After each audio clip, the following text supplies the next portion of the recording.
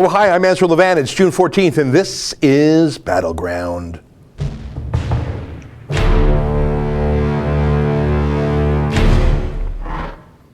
Hey, everybody. Nice to see you again. My name is Ezra Levant. I am the Rebel Commander here at the Rebel.media. Every Friday, I like to talk on a live stream on YouTube, take a lot of questions and comments if I can, but really just freestyle as opposed to my 8 p.m. Eastern Time shows that are a little more scripted and produced. What's fun about these, and Google calls it a YouTube Super Chat, is that you can not only participate in the regular chat, but you can make your chat super by throwing in a few bucks, and that makes them in a bright highlighted color, and it makes them append to the top of that little box there, and I'm watching my computer out of the corner of my eye, so I generally catch them, and I like to read the ones that people make super, because we actually get to keep 70% of the dough. So although it's a more than healthy commission for YouTube, we actually need the dough from this because we've been demonetized by YouTube like the rest of the conservative community. Today I want to talk about water bottles. I don't think about water bottles often. I don't think you do either. I don't think anyone does. Who would think about those? I suppose Tetra Pak thinks about them. Can you grab the Tetra Pak video that I used the other day? You know what Tetra Pak is? You may not know that company name, but Tetra Pak makes so much of the world's soft cartons for liquids. When I was a kid, the big innovation was drinking boxes, as they were called. Because you didn't have to put them in the fridge. I think that was the real breakthrough for Tetra Paks. Everything else you had to keep in the fridge, right? But Tetra Paks, you could even have milk in there. I don't know how, ultra high frequency treated. You know what a Tetra Pak is? It's just that carton. Here's the video from Tetra Pak's website showing how you make that amazing packaging. Take a look. Each layer helps protect the food or drink inside the package in its own way. The outermost layer of polymer protects the package from moisture. The paperboard gives it strength and rigidity. In our aseptic packages, a second layer of polymer glues the paper to the foil, which in turn acts as a barrier against light and oxygen, and enables induction sealing. Finally, the inner layers of polymer protect the package from the product inside. Why am I boring you? Why am I boring you with how a Tetra Pak is made? You knew how it was made, because you can feel it. It's plastic. That's what polymer or polyethylene, that's another fancy way of saying plastic. And you knew there was foil in there, right? Because when you had the drinking box, you would take that little plastic straw with the sharp end and go poink, and you would see that there was foil there, right? Like you knew that, right? Because you didn't think about it a lot, but you've probably had 1,000 drinks in your life from a Tetra Pak of a various size or shape, and you knew it was plastic, and you knew there was cardboard, and you knew there was foil, because you're not stupid, right? Well, we have, as our Prime Minister in Canada, the stupidest Prime Minister in the 20th and 21st century. I'm trying to think back. Kim Campbell was irritating, but she wasn't stupid. Joe Clark was irritating, but he wasn't stupid.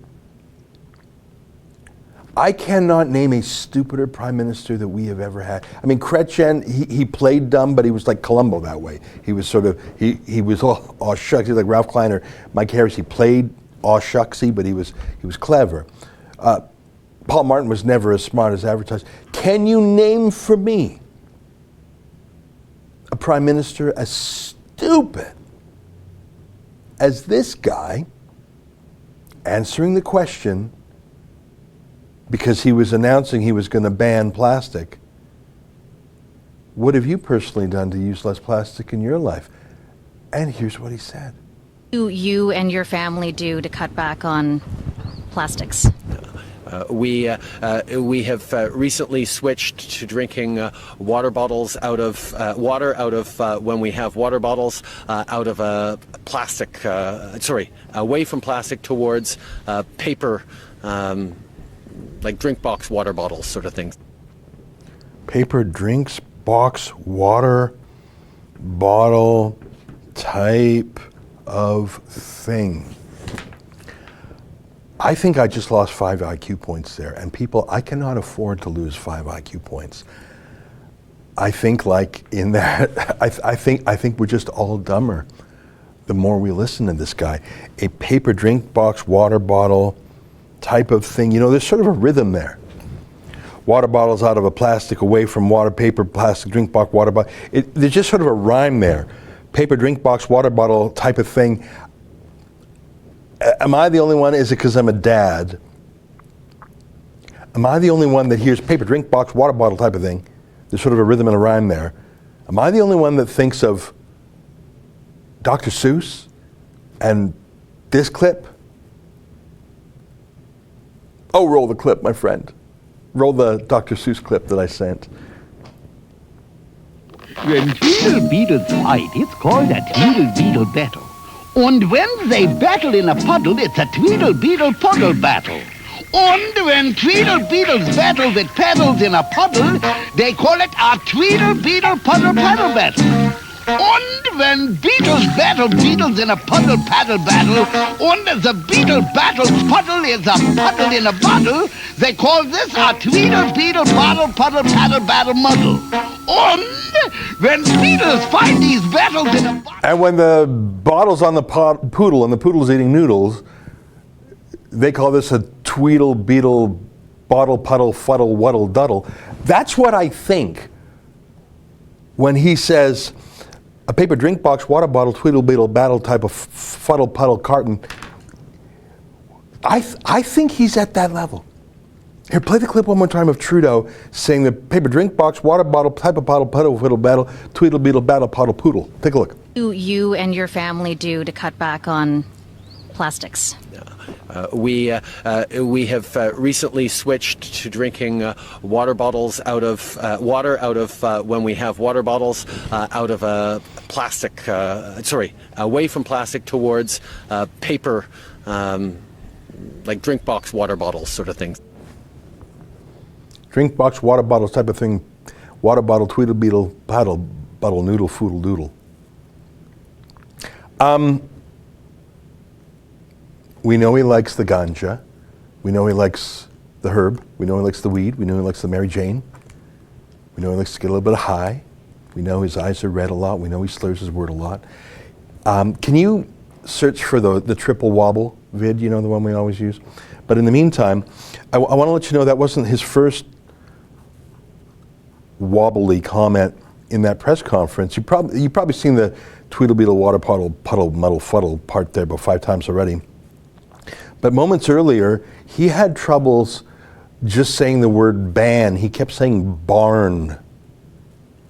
He kept saying barn. Take a look at that. Here, take a look. I'm very pleased to announce that as early as 2021, Canada will ban. I'm very happy to announce that as early as 2021, Canada will ban harmful single-use plastics from coast to coast to coast. I think he had the giggles. I think he was high as a kite. I think he had the giggles. I said barn. I said barn. Play that again. Play that again. Drunk or high? What's your choice? Drunk or high? Take a look. I'm very pleased to announce that as early as 2021, Canada will ban. I'm very happy to announce that as early as 2021, Canada will ban harmful single-use plastics from coast to coast to coast.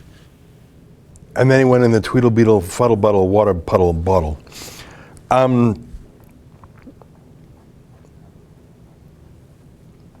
You may think I'm being mean when I say he's drunk. I'm not, because as you know, we have shown you through access to information requests that he drinks hundreds, but often thousands of dollars worth of wine, beer, and other alcoholic beverages on his private jet. You and I pay for the jet like $1,800 in a flight. How do you do that? I want to show you when he took the private jet down to Chicago to meet with David Axelrod, Obama's old boss, because of course Obama hates Trump. Trudeau hates Trump. You'd think he would meet with Trump to get a better trade deal, to get help with China, getting our hostages back, but he doesn't. He hates Trump. Feelings mutual. Trump has not visited Canada other than when he had to for the G7 conference. That's incredible. We're in the second half of Trump's term, and he has not had a bilateral meeting in Canada. Normally, the U.S. president's first official trip is to Canada. Normally, the U.S. president goes to Mexico during the interregnum between when he was elected and the inauguration, and traditionally, the first trip by a U.S. president is to Canada. Trump hasn't come here in 2 years. And I know all the Trump haters are like, woo! You stay out of here! We chase you out of here! Yeah, no, that's not good. That's not good. And Trudeau's fine with that. Trudeau doesn't like Trump anyways. Trudeau meets with Democrats when he's in the States. So he flew down to Chicago, tons of booze on the plane. And let me ask you this. We know, do you have the I smoked marijuana clip that we used the other day? We know that Trudeau is a lifelong marijuana user. And we know that legalizing marijuana was the crown jewel of his policy book, because it was the only thing he actually cared about. It's the only thing he actually knew about, and because he was a big pot smoker. And this is not a slander against him. He loved talking about getting high, like this. I have been in my past a very rare user of marijuana. Sure, buddy. In fact, when he said "in my past," that is a bit of a fib, because he later confessed that, in fact, he kept buying and smoking marijuana after being elected an MP, before he decriminalized it. So my question is, who did he buy it from? Who was his dealer? Did he get some staffer to buy his drugs? Did he smoke drugs in Parliament itself? Who would sell drugs to the Prime Minister, and would they be able to blackmail the Prime Minister? What money did he use? Did he expense it? Did he pay cash? There's a lot of questions there, but our media party is quite incurious. But let me get back to just a classic Trudeau moment. Meeting David Axelrod in Chicago, doesn't meet Trump, that's a very quick flight from Ottawa to Chicago. That's maybe an hour and a half in the air. How much drinking can you do in a 90-minute flight? I mean, I guess you could just, like, if you were really thirsty. You tell me, is this 1 bottle of wine, 2 bottles of wine, or bottle of wine, a couple of marijuana joints, and maybe some prescription meds? Look at this. Count the wobbles with me. Is it 3 or is it 4 wobbles? Take a look. 1 wobble, another wobble, wobble, and another wobble. Oh, and another wobble. How many wobbles is that? Can you do that again? Is my audio up? Okay, I want to count the wobbles. Can you like click? Can you hit that space bar to go slow, slow, slow, slow, slow, slow, slow? I don't know if you can do that in slow motion. Let us count the wobbles of Justin Trudeau, drunk or high or on prescription meds, taking way too many meds, and his mom talked about her drug abuse and how it really made her depressed. And Trudeau's just going straight in that path. Let's count the wobbles. Ready? Okay, 1 wobble. Okay, yeah, forward, forward, forward, forward, forward. Whoa! Whoa! Wobble! Wobble! Wobble! Oh! Oh! Yeah, I can do. Look at those eyes, the red. Yeah, wobble, wobble. Yeah, give him an applause. He didn't fall over. Attaboy, attaboy. I'm so proud. What was that again? A paper drink, box, water bottle, Tweedle Beetle battle type of drink. Well, it's become all the rage, and I saw a picture of someone had sort of like a homemade water bottle carton thing on like a water fountain. Looked great. Here's someone who thought they would try and make their own plastic drink box water bottle type of thing. She's a Conservative candidate. I thought she did a pretty good job. Here, take a look at this.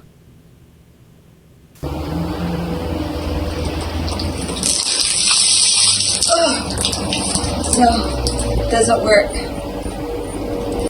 Yeah, it's sort of like the ice bucket challenge or something. But Trudeau just, but he gave it like this 10-word name or something. I saw a picture on Twitter that there was a human form of the Tweedle Beetle water puddle, buttle, fuddle, muddle, drink box, water paper thing on Parliament Hill Day. Let's take a little look-see at that. Little looky-loo.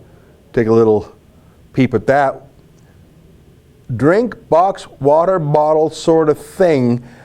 And I think there's a person in there. And I see there's some writing on the other side of that. I couldn't quite make that out. But I think we got ourselves a thing, people. I think we got ourselves a thing. And I think we got ourselves a very, very dumb Prime Minister. I want to tell you that we can't all be smart, just like we can't all be pretty. We can't all be talented. There is a place for everyone in this world. Everyone has their role in life. Everyone has their mission. And there's a little spark of God in all of us. Each one of us has a purpose in life. Trudeau's is not to be Prime Minister. I don't know what it is. Can you call up the Zoolander gasoline fight? The lad likes to drink, likes to smoke, likes to do drugs. He likes to take selfies. That sounds like a male model. I think Justin Trudeau is pretty as politicians go, but that's like saying the tallest short guy. I don't know if he's like Hansel type good looking. Like I know he's always practicing that blue steel kind of look, but I guess what I'm saying is there is a place for Justin Trudeau in life. I think he does have some fine qualities. Smart word talking, thinking stuff is not it. And that's okay. That's okay. Let me know when we got the, yeah, here we go. Let's take a look. Let's take a look.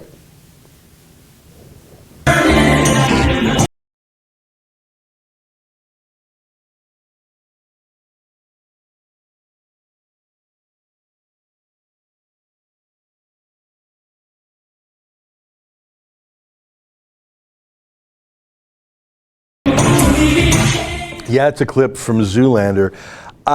That seems like the kind of thing that Justin Trudeau would really fit in with. Guys who spend a lot of time practicing blue steel and other dashing good looks. I don't know. All right. Have I missed any super chats? I don't think any super chats have come in. I think people are just dumbfounded. They're just sort of thinking, how did that happen? How did we go from Stephen Harper, grown up, check, abstainer, never got the red eyes from just too much ganja, just like, the only herbs he uses is like arugula, masters in economics, do we have the naked girl tweet? Like the thing about Stephen Harper is, I don't even want to show that because that'll get the video knocked down. Stephen Harper was not a constant cringy embarrassment. People made fun of his sweater. That's about as bad as it got, Now we got a drink box, paper box, water bottle sort of thing. That boy dumb. All right, people. Let's. You know what? I feel like I'm trying to over-analyze it. There's not a lot of layers there. It's just like dumb all the way down. There's nothing.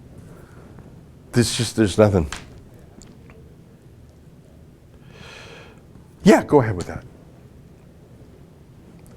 like this picture. So that's a young lady. She was not wearing those megaphones on her lady parts. She was barefoot all over, as they say. So she was wearing her birthday suit. And there's Justin Trudeau, just posing with a naked girl, because that's what the Prime Minister does. 3 boobs. That's pretty funny. That's pretty funny. Hey, can you look for a tweet I did a couple days ago about Sophie Trudeau? And can you also get the tweet from last night from Trudeau and his boy and girl watching the Raptors? Okay, so what are we getting? We're getting the Sophie Trudeau tweet, and we're getting I tweeted about Sophie Trudeau a few days ago, and we're getting the Trudeau tweeting from the Raptors. Okay, I'll cover the super chats in the meantime while you get those. Thank you, Justin. So let's go up here. I'm going to cover some. I just gave a bunch of projects to our producer, so while he's working on that, I'm going to take the super chats. Any comments on the recent Milo expose? That's from the Thundertaker. Yes, I know what you're talking about. In fact, maybe I know I just gave you a whole bunch of things, but if you want to show, it's at dangerous.com. Milo Yiannopoulos has written a very lengthy investigative piece on 2 young lads named Kaylin Robertson and George Llewellyn-John. They used to work for the Rebel. Then they went on to work for other folks, including Lauren Southern in particular. And Milo just does a devastating investigative expose using tons of emails from those lads. I have no idea how he got access to those, but showing their financial fraud and perhaps even worse, their political fraud, that they were willing to sell out other conservatives to a Soros-backed group called Hope Not Hate. I read, here it is. This is on Milo's website, Dangerous. The headline is, "Not even try to hide it. Say farewell to the klepto queens of the British far right." He's got a lot of Britishisms in there. And scroll down a little bit here. He's got a bunch of point forms. Keep going. Yeah, okay. So we found that the pair stole Bitcoin worth 20 grand from Tommy Robinson, booked a luxury Airbnb, and bought 6 bottles of Dom Perignon from Tommy's wife's credit card. Swapped camera equipment worth thousands of dollars for secondhand models they found on eBay. Worked with Hope Not Hate, an Antifa-affiliated far-left organization, for years. Defrauded Alex Jones with inflated expense claims, et cetera, et cetera. So it's a hell of a piece. These are like the point form summary, and it goes on. And I am interested, of course, because they used to work for us, and they tried to shake us down, and I fired them, and they threatened to blackmail me, and I pulled the trigger on that myself. So yeah, I did see it, and you can run on for a long time, but sooner or later, God will cut you down, as Johnny Cash used to sing. Mark Britton said, any comment on Britain's Trump, Boris Johnson? Hey, can you call up a clip? I got so many things in your lineup there, but Boris Johnson disparaging Trump. I'd like to show that to folks. I like Boris Johnson. I liked him as London mayor. I like a lot of his newspaper columns. He used to write a lot more of them. I sort of like some of the things he did as foreign secretary. And yeah, he would be my favorite choice for the Conservative Party. But I don't really like, that feels like an ex-girlfriend or something. I moved on. I think like most conservatives in the UK, yeah, you had your chance, baby. But you didn't deliver on Brexit. You kept delaying it, and you were part of a government that delayed it and delayed it and delayed it and delayed it and delayed it. And now I got this new man in my life. His name is Nigel Farage, and his Brexit party is absolutely top of the polls, not just for the European election.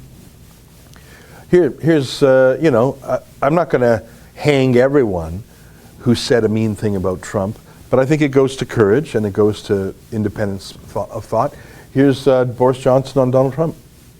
I think Donald Trump is clearly out of his mind. If you think that's a sensible way to proceed, you can't ban people going to the United States in that way, or indeed to any country. And what he's doing is playing the game of the terrorists and those who seek to divide us. That is exactly the kind of reaction they hope to produce. And I have to say, when Donald Trump says that there are parts of London that are no-go areas, I think he's betraying a quite stupefying ignorance that makes him frankly unfit to hold the office of President of the United States. I would invite him to come and see the whole of London and take him round the city, except that I wouldn't want to expose Londoners to any unnecessary risk of meeting Donald Trump.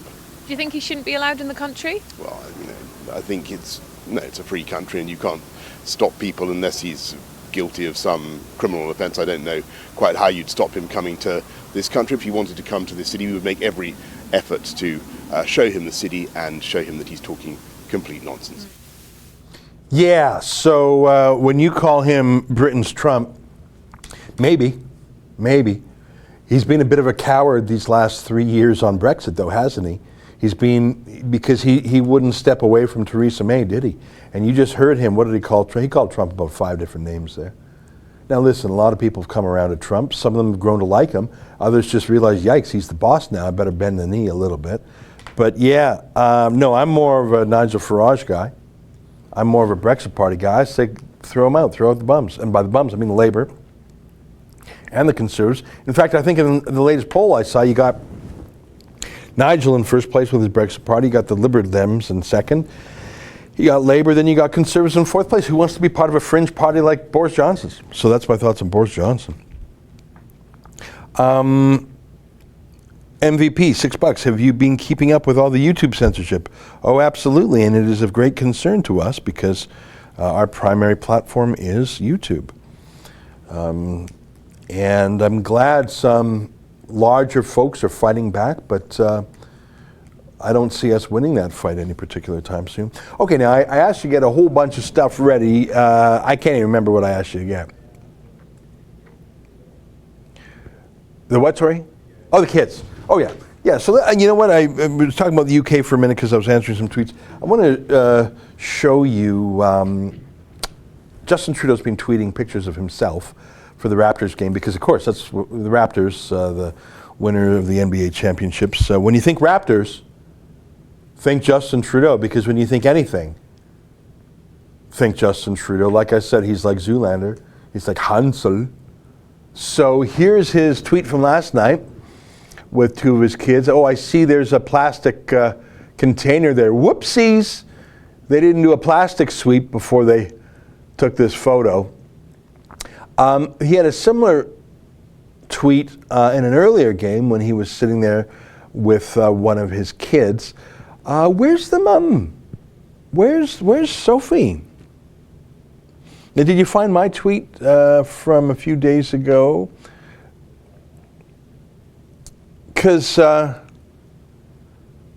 when Melania Trump is not seen at Trump's side for like 24 hours, the media party goes into conspiracy theory mode. And you might recall that Melania Trump actually went into the hospital for inpatient surgery, like a fairly serious procedure. And so she wasn't seen for a number of days. Oh my God, the speculation. And there's this media party move of showing photographs of Melania, who is literally a supermodel, and not only is as beautiful as any first lady in history, perhaps even eclipsing Jackie O, but she dresses impeccably, unbelievable. Can you call up those pictures of Melania in Egypt? I mean, holy smokes. So how do you make a gorgeous woman like that look bad? Well, they just wait for that one, like they take 100 shots and the one where she's not smiling, that's the one that makes the paper because they have this weird narrative. Yeah, you click on some of those. Click on some, I mean, this is the First Lady of the United States. Just look at some of these pics. Yeah, and I think there's one she's in like, yeah, look at that. Look at that one with her, cross-legged there. And is that a photo shoot for Vogue? Or is that just the First Lady of the United States. Unbelievable. Well, the answer is, of course it's not a photo shoot for Vogue, because Vogue has not put her on the cover. She's been First Lady for more than 2 years. Unbelievably beautiful, unbelievably stylish, iconic. She has not been on the cover of one woman's magazine because of their political hatred for her husband. By the way, Melania Trump, I've never heard her utter a political comment in her life. She's not like Michelle Obama, always on some tirade against, school lunches or whatever. But, I use the word media party because the media is the same kind of a political party as the Democrats and the Republicans, except that it's more powerful and you can't vote them out. So Michelle Obama, who, let's say, had a different aesthetic impact than Melania, was on every cover all the time. You couldn't hide from Michelle Obama, but Melania Trump, most beautiful First Lady in history, has not been on a single cover, and she should be every day. And my point is, they would snap a picture of that beautiful woman in that 1 second where her face didn't look happy, and they would run that not only to de-prettyify her, but they had some sort of narrative that she was like this prisoner trapped by Donald Trump, and she shared the view of the media party against her husband, and if only she could be freed. I tell you that because, Melania Trump goes to the hospital for surgery, you have conspiracy theory stories. Melania Trump doesn't accompany the president on a trip somewhere, you have conspiracy theory stories that literally crop up within a day. And like I say, even when she's with the president, they have this weird conspiracy theory that she's like trapped there or something. Compare that to Justin Trudeau, when was the last time you saw Justin Trudeau at a public event or a private event with his wife Sophie? Now, it's a tradition to wear a wedding ring when you're married. And now there are some people who don't. I find it weird and I don't understand it, but Sophie Trudeau does. She's got a married ring. I would like it because, how many times a day do I have to say, back off ladies, I'm taken? I should just have that as a recording. I should have that as my ringtone. 5 times a day. I have to say, whoa, whoa, whoa, whoa, whoa! Back off, I'm taken. I'm sorry you're too late.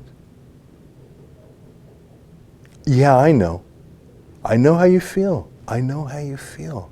Sorry, you can look, but you can't touch. You can look at the menu, but you can't order off it. All right? Yeah, check it out. Check it out. Sorry, I'm taken. So I say that about 5 times a day. Okay, granted, it's just in the mirror, in the bathroom to myself. But still, I'm practicing for if I ever have to say that, right? Back off, ladies, I'm taken. I'm ready. I'll admit I've actually never said that to a woman. I practice on pets or whatever. Or babies. Because babies can sometimes really ogle you. Back off! I'm taken. Yeah, you can't touch this. You can't. Nuh-uh, nuh-uh. Yeah.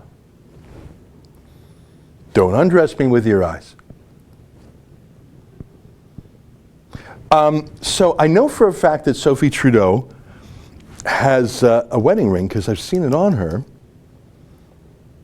But the other day she was in Vancouver, I think, giving this really bizarre interview. And most of the time the interview was from here up, but she uses her hands a bit. And guess what? Guess what? Can you click on that one on the left there? Look at that. That's her she's got a weird ring on her index finger. But there's no ring on her ring. She took off her ring. She took off her ring. And go to the other picture there on that same tweet. Yeah, see, this is the Raptors. So you're at home, you're in your house, and you're a busy guy, allegedly, because you're the prime minister. You're probably busier than your wife. So you're at home, some family time, watching the Raptors. I get it. And the wife ain't there. And same again last night. And the wife's across the country Go back to the first one. And there ain't no wedding ring on. And the two haven't been seen. Now, is this lascivious gossip? Is this prurient? I don't know. You tell me. How many stories have there been about Melania, who is absent for like one day? If Melania ever went out without a wedding ring on, holy frijoles, that would be front page in the New York Times. Can you click a little bit of that video? I had a YouTube video link in that tweet there. Just play like 60 seconds of Sophie Gregoire Trudeau. Just play a minute of it. I don't even care what minute. I think it was in that same tweet I had there. President Bill Clinton had a dream, just not in the I right knew place from the or at get-go, right working time. with Katja Iverson, that this was going to be quite an incredible journey because it reunites efforts, it shares knowledge and data, and it gets people. Was there a problem with that audio or something? We were hearing two different audio tracks at once. Does she have a? She. Okay, play it a little bit. Collaborate with CEOs of companies and activists and journalists and youth. It's so important to bring everybody together to create more gender equality. And I knew that this was going to hopefully push forward to the Women Deliver Conference 2019, and here we are in Vancouver.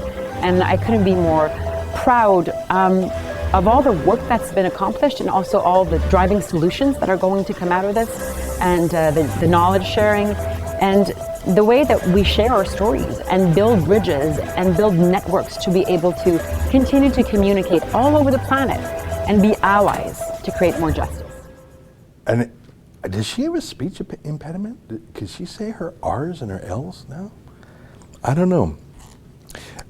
Is it fair for me to ask about a speech impediment? Is it fair for me to ask why she's never seen in public with her husband? Is it fair for me to point out she's not wearing her wedding ring anymore? Is it fair for me to point out that Justin Trudeau's family pictures are not really family pictures?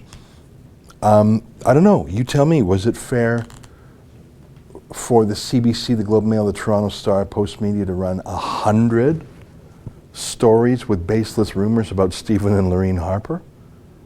Was it fair for the CBC, Canadian media, and American media to write 1,000 stories about the same in Donald Trump? 100 stories about Rob Ford, 100 stories about Doug Ford. But somehow the precious and his on again, off again, like I wear this wedding ring because one day I'm going to need to say, back off, I'm taken. Like imagine, first of all, I'm too fat to take this off. I'll be honest, even if I wanted to, I couldn't, like this, like that, like, you know, I just, too fat. But even if I wasn't too fat, I wouldn't take it off. Because one day I'm going to have to say, back off, ladies, I'm taken. Ladies, plural. Because I'm in my mind, it's like, woo, Ezra, woo, here's my hotel key, woo, Ezra signed. It's like one day it's going to be me, like Justin Trudeau at that parade. And I say, ladies, all of you, back off. It's only one of me. I'm taken. You know, Sophie is different. She just takes off her wedding ring. Who does that? Who does that? Have I missed? Yeah. Fraser McBurney, $5. Not only is Sophie missing, but so is Ruth Bader Ginsburg. Maybe they are with Elvis Presley. Yeah. Yeah, you're not allowed to ask that, though, because, of course, you just a message. I see someone retracted their message for $5. Proud Boys Calgary, Canadian Taxpayers Federation, holding an event on Calgary, recutting the fat from Calgary City Hall. Going to send a rebel. I know I'll be there. Okay, so what day is that? Monday. Thank you for the tip. I'll pass it on to our Calgary reporter. There's another super chat. Observer Dude, what are your thoughts on Tommy punching that football fan in Portugal? And do you think the media tried to distort it? I haven't talked to Tommy about it. I've seen his. I'm on Tommy's Telegram page. You know what Telegram is? It's an app. It's more like WhatsApp. Have you heard of it? It's something they use a lot overseas. It's like a communications app, like a chat app. It's not quite social media, But they're really, really good on two things. They're really good on privacy and encryption, and they're really good at free speech. Unless someone is committing a crime or promoting terrorism, which actually is committing a crime, they don't delete anyone. So there are other social media that have tried to do that. Like there's one called Gab, but Gab's been around for a number of years. It just doesn't have a big user base.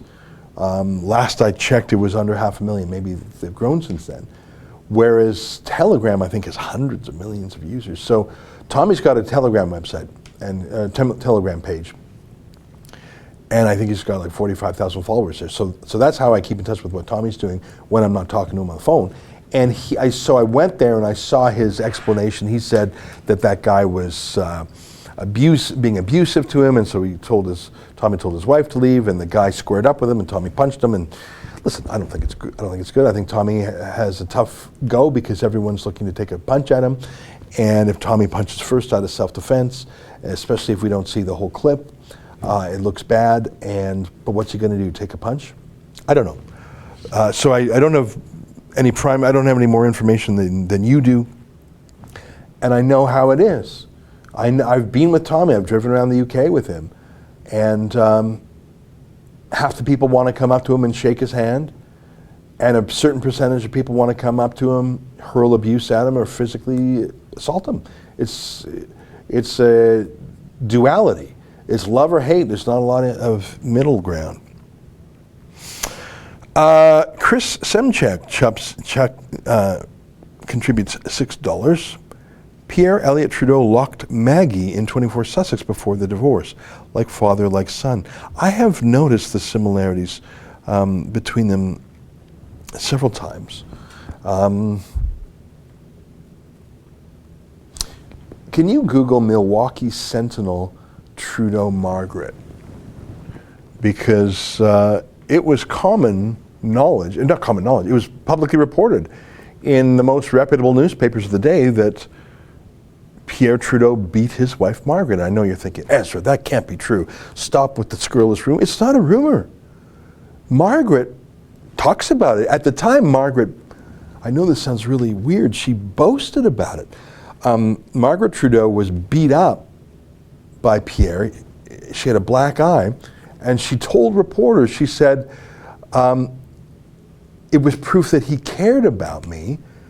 He hasn't paid me that much attention in ages. It was so macho. I swear to God, that's what Margaret Trudeau said. Here we go. Pierre gave her a black eye. Yeah, if you can make that a bit bigger, I'm going to try and read it here. Yeah.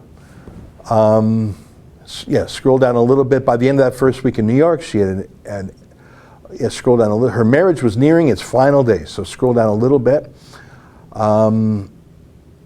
So this is the Milwaukee Sentinel, March 28, 1979. So Justin Trudeau would have been 7.5 here. I'm sorry, what's that, Justin? Pierre slugged me. Okay, she had her Pierre slugged me.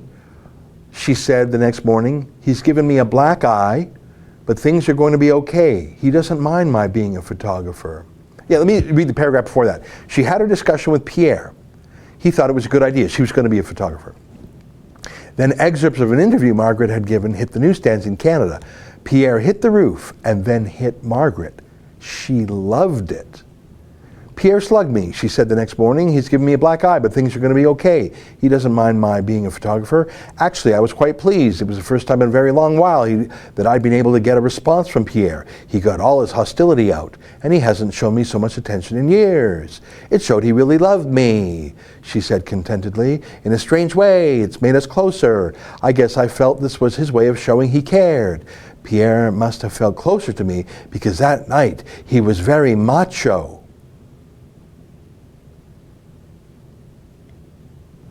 So when Justin Trudeau was a boy, learning what it's like to be a man by watching his mom and dad, his dad punched his mom so hard she had a black eye. And she, in what would later become known as battered wife syndrome, so he really cares, shows he cares. No, I really liked it. He's just macho. No, that's his way of showing he cares. So yeah, he's a freak. Chris Semchuk, what about the Deborah Coyne and Justin's half-siblings? Yeah, holy mackerel. I don't even know if we have time to get into that. Basically, a left-wing lawyer woman approached Pierre Trudeau late in life and basically said, I want to be your mistress because you're so cool. And Trudeau said, sure, but I don't want anything to do with you or the daughter they had. And can you Google Trudeau funeral Coyne? Because when Pierre Trudeau died, his ex-wife Margaret Trudeau was there, Justin Trudeau was there, and his family number one was there.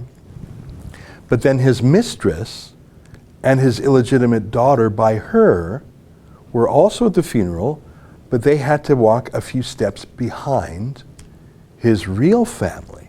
His mistress and his illegitimate daughter had to know their place in the funeral arranged by the family. Let me know when you have that fight. It's quite something. It's quite something. Yeah, you see that? So there's the real family, and then there's the mistress and her daughter on the left there. She basically met Pierre and said, I find you totally hot. Let's sleep together. And he said, yeah, sure, but don't think I'm going to play daddy. But she got what she wanted out of it. Can you believe this freak show of a family? But how is that really a surprise given what I just read to you from 1979? There's Justin Trudeau at the right. There's, I think that was Alexandre to his left there. That's the pro-Iran, pro-China stooge. This is your Canada.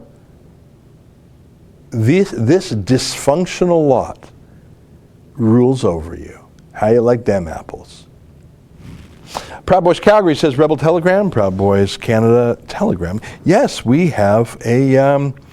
We just started. I don't think we've actually posted anything, but I think in fact just yesterday we set up a Telegram account.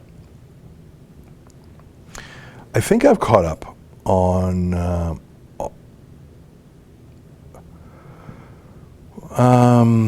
I don't see any more super chats, but if you wanna send me more, that's fine. Okay, how are we doing for time? It's 12:47.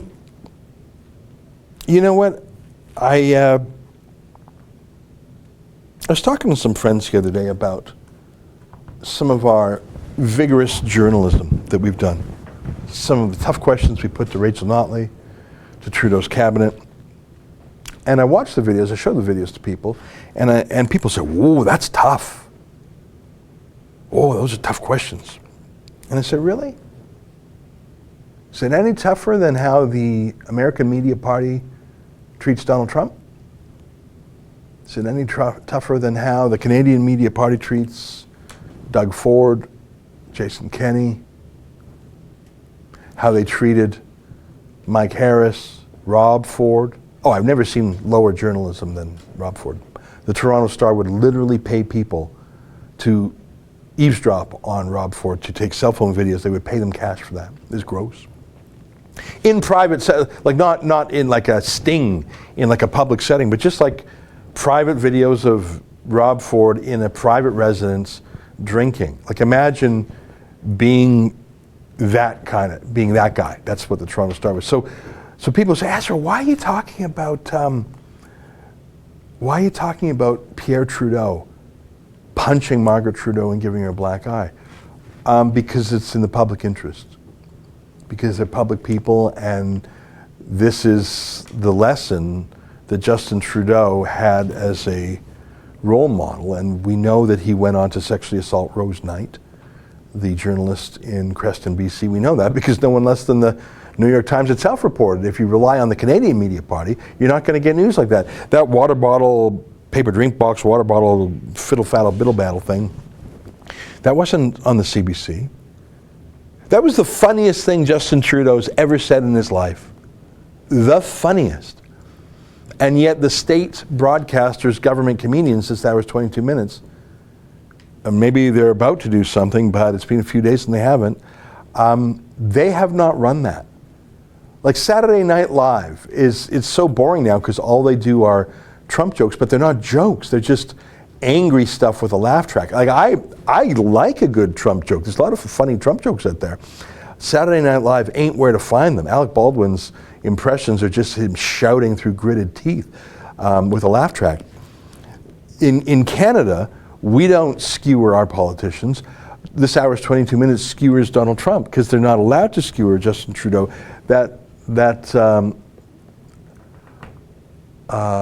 Here's this hour's 22 minutes. They're obsessed with Trump. Look at that. The very first tweet. I think Donald Trump thinks he spoke to Aquaman. I met the Prince of Wales. He's no man from Atlantis. I'd swim too, but I have bone spurs, not fins. Sad. That's sort of funny because Donald Trump misspelled Prince of Wales. So that's a funny joke about Donald Trump from a government comedian at the Canadian State Broadcast. That's funny. Why are there no funny jokes about Canada's Prime Minister? Here you go. So go up a bit. Justin Trudeau has appointed his first ambassador for women, peace and security, and helping to attract female voters. Whoa, you grilled him. Ooh, sizzle, burn! You burned him, dude! Holy, how's he gonna recover from that? Yeah, I mean, okay, there's another one. Canada has passed a bill banning whales and dolphins in captivity, prompting walruses to be all, hello? Oh man, sick burn, bro. Sick burn. Oh, and this one's perfect. I can walk up to the Prime Minister of this country while the Mounties who protect him look on and smile, make fun of him, shake his hand, and walk away, says This Hour Has 22 Minutes star Mark Critch. Yeah, Mark, it's because you're not actually making fun of him, buddy. You're bringing him into the joke. You're steering the barbs away from him and having a laugh with him. You never laugh at him. You laugh with him. You know, I've studied. I used to watch a little bit of The Tudors. You see that show on CBC? It was a joint production. It was on CBC and some British production. I liked it. It was sort of a very low budget, dramatic, maybe it wasn't that low budget actually, about Henry Tudor and you know, his battles and his wives and the intrigues in court. And I didn't watch a lot of it, I just watched it on the plane.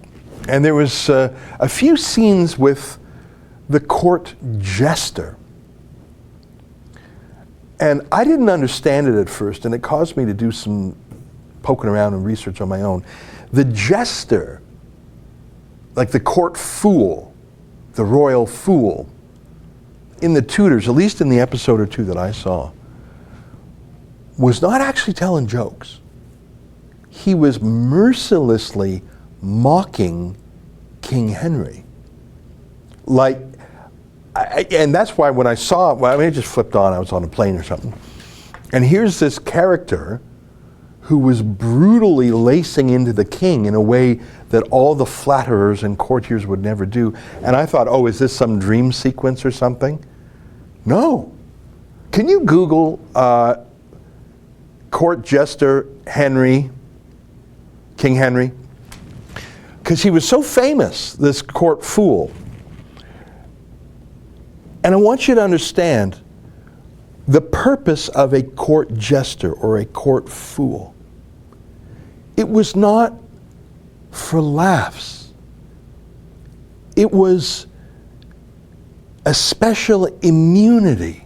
Like there's drawings of him. There's even a Wikipedia page about it. Yeah, Will Summers. That's his name. Will Summers was best known court jester of King Henry VIII. Now this is just Wikipedia, so but I'll just read. I mean, obviously, don't rely on Wikipedia. Click the links below.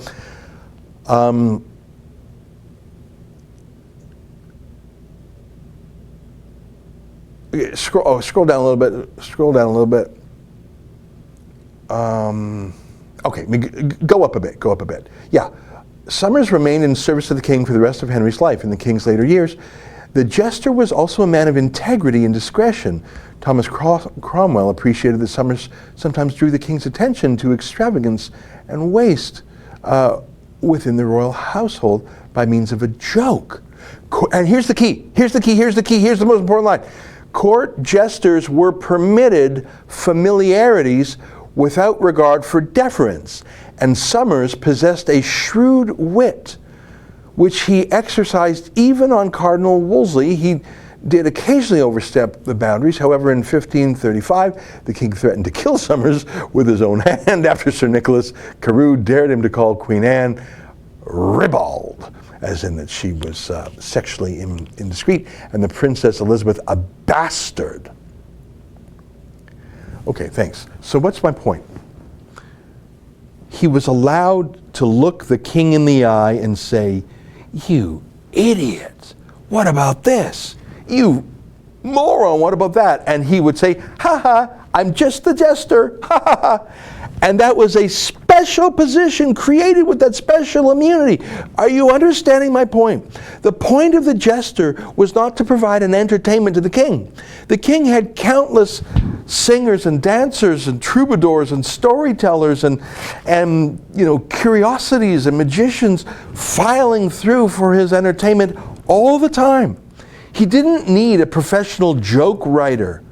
The purpose of the jester was that he could say things in jest. You know the saying, never a truer word spoken than in jest. The purpose of the jester was to be the only person who could say to the king, "I'm calling BS on you." Everyone else would be terrified to do so because that would be insubordinate.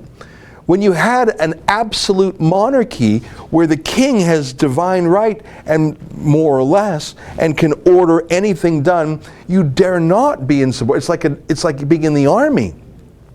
You just do what you're told, and any talk back is called insubordination. How do you guard against hubris? How do you guard against mere error if you are regarded as a semi-divine being and everything is a big pyramid with one guy at the top? You have a court jester who is given the positive task of speaking truth to power, and you give him special immunities. You understand my point? Now, obviously, from what we just read there in the Wikipedia, however reliable that is, he seemed to go too far when he personally insulted, like, the Queen's sister or the Queen's mom or whatever that was. Yeah, I can understand a king, especially in that era of sexual mores, calling the Queen's sister a bastard or whatever that was. That's going to be a little rough. But the point is, imagine having someone who could say that to the king. Now, he got in trouble for that, but that's how hardcore you go before you get in trouble. Anyone else who looks at the king funny, it's almost an off with your head, Queen of Hearts, Alice in Wonderland moment. Imagine the power, the response. It was like, I'm not even going to say like an official opposition. It was someone whose job it was to give the king a splash of cold water in the face. And let me contrast that with the obsequious, unfunny fools at this hour's 22 minutes at the state broadcaster who do the opposite. They do not mock the king to bring him down a notch. They flatter the king and mock his enemies. And the only ones they have the courage to mock are foreigners like Donald Trump. Do you see my whole point of this 10-minute rant about Will Sommer, the most famous court jester in the British monarchy? He was actually a valuable part of democracy because he said to the king, "You're stupid, mate." And he said much worse until the king slapped him down for calling his mum or his sister names. What a contrast with the obedient, unfunny fools we have at this hour's 22 minutes. Okay, I see a tweet.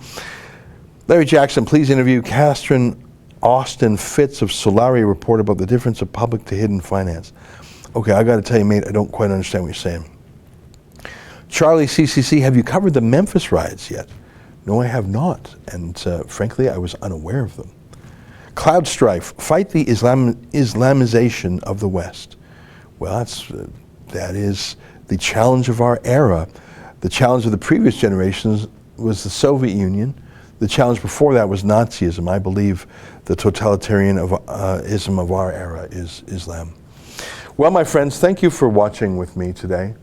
Thank you for letting me talk about drink box, water bottle sort of things.